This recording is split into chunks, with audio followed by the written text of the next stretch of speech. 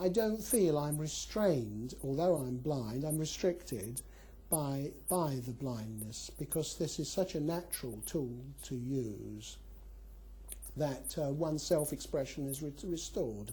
It's made a wonderful difference to my life and sense of being. The Microwriter is the world's first fully portable word processor, and it's already proved a versatile solution to communication problems for some disabled people with writing, seeing, talking and hearing problems. It can be used anywhere. And later, back home or the office, plugged into the printer. This little machine has dramatically improved the quality of life for hundreds of people suffering from a variety of disabilities, both young and old, in a variety of situations at school, at work and at home. It's probably the most flexible aid of its type, with unparalleled portability and adaptability. The Foundation for Communication for the Disabled is a registered charity, an independent, non-profit making body, one of whose prime functions is to develop the Microwriter system as a communications aid for disabled people, and to make such systems available to them at minimum cost. Well, we have a number of views. The main features of the Microwriter are firstly the unique keying system, which most people master in an hour or so, and secondly the powerful inbuilt storage, communication and word processing facilities. The keying system is based on letter shapes, and the keys are used singly or in combination to produce the whole alphabet. Other registers are used to access numbers, punctuation and control codes. It is not unusual for someone to have learnt the alphabet within an hour of first meeting the Microwriter. Age is no barrier. The Microwriter has been mastered by over 85s to under 7s. Initial tests by Newcastle City Council involving 1,000 children of varying ages and abilities have shown that the vast majority have no problem in learning the code. The Microwriter can be linked to most of today's printers and has a memory of 4 to 5 pages of A4 text. But this can be stored on tape for future use by linking the Microwriter to a cassette recorder to record text in the same way in which computer programs can be stored on tape. If required, the internal memory of the Microwriter can be doubled by fitting special chips.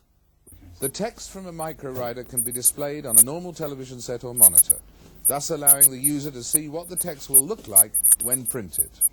If I don't want to immediately print out my work, I want to correct it, I come here and plug it into the monitor, where I can search the text and find what I think I've made a mistake on and correct it. What kind of uses would a disabled person find for the Microwriter? The answer? The same uses as anyone else. Note-taking, writing letters, reports, even books. School children, for example, must be able to produce written work. Problems arising from physical or visual handicaps can be overcome. Well, here's how it works for the physically handicapped. Many of our children have problems using a conventional keyboard in that one side may be weaker than the other.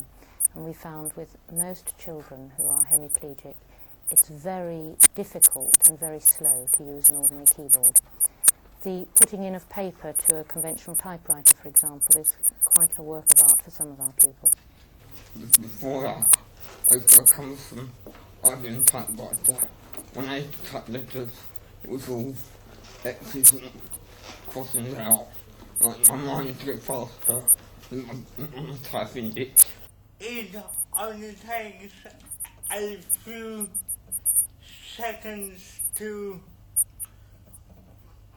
print out, so it is very quick.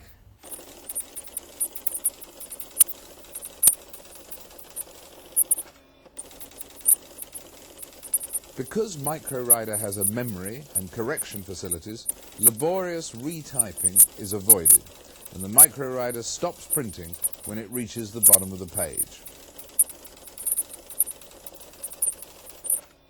This Microwriter is being operated with a single switch. With so few keys, the Microwriter is especially suitable for this kind of adaptation. Chris finds it easiest to use a chin switch to operate the Microwriter, but other people use standard suck or foot switches. Here are just a few examples of some of the keyboards and switches that are available. If the ideal layout doesn't fit on the keyboard, it can be separate. How's the new keyboard, Jenny? All right, thank you. Is it comfy? Does it fit? Yes, it does. And you can get it on by yourself Yes. without any difficulty? Oh, that looks very nice.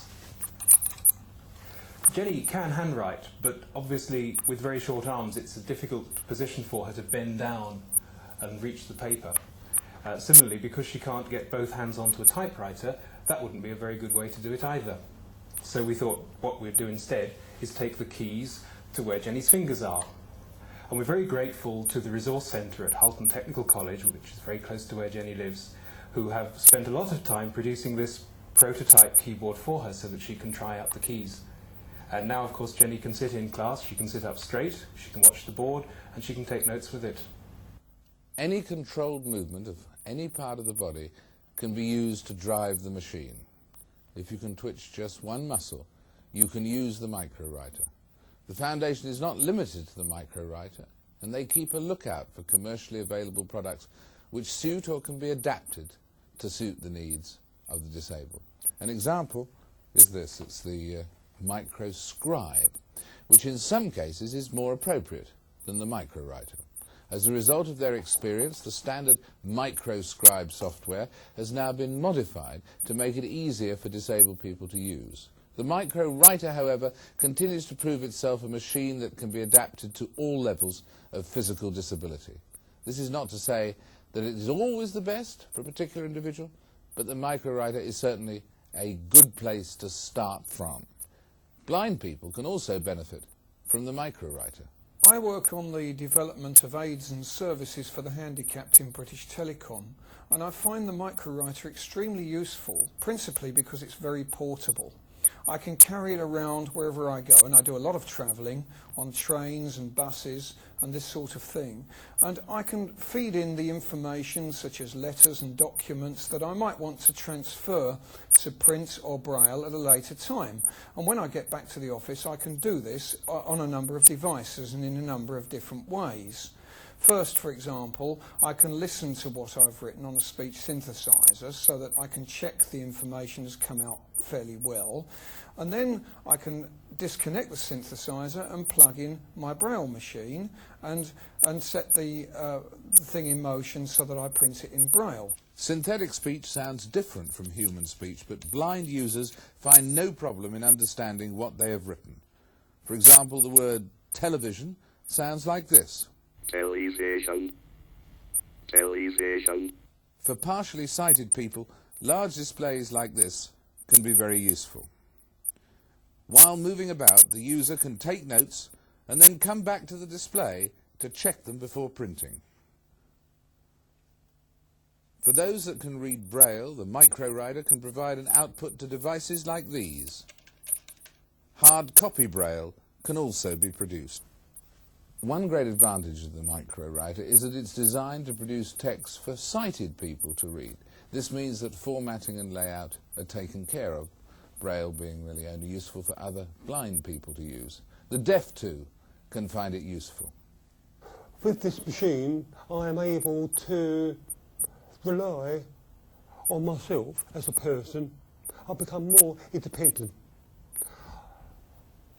because I can now put into the machine a full report, and what's more, I can see what I'm doing, alter it in any way I think fit. And when I go to meetings, I find it to be a very useful accessory, as I can use it for note-taking. I'm able to put down messages without looking down, and also if I wish to prompt or brief the person next to me, I can put a message onto the micro and show it to my colleague. So there is some advantage in being the person. The Microwriter keying system can be used by up to 4 people at the same time on the same computer with their Quinky keyboards linked to it. We use the Quinky with small groups to teach them the keyboard before we put them onto the Microwriter, because although they would have to use a Microwriter in an integration situation, we're able to use the Quinky in a very versatile way in the unit, either as a learning skill for the Microwriter later, or as an actual writing tool in its own right, because we have it linked to the BBC computer, which enables us to print their texts when they've been corrected, and enables the pupils to produce work at their level and of a very good standard academically, without the handwriting problems that they would have otherwise.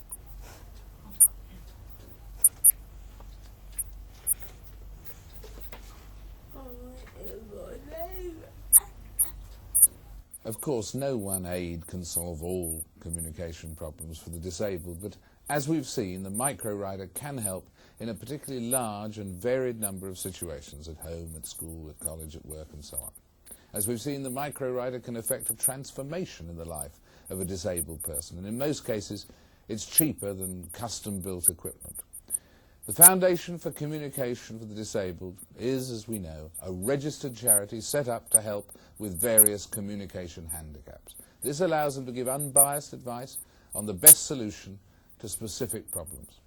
There are varied ways for a disabled person to get help. These include communication aid centres set up via the DHSS, the Manpower Services Commission for those in employment, and CEMERCS. The Foundation has set up a rental scheme to allow individuals to try the Microwriter to see if they find it useful. Of course, technology is only part of the solution to the disabled person's problems. The role of the Foundation is to help you solve some of the problems through on-site assessments or as a source of unbiased advice. This video gives a few examples from the hundreds of disabled Microwriter users around the country. Other problems not shown here have also been solved, and the Foundation is ready and willing to help assess individual disabled people at work, school, hospital, home, or anywhere. So if you'd like help, please get in touch.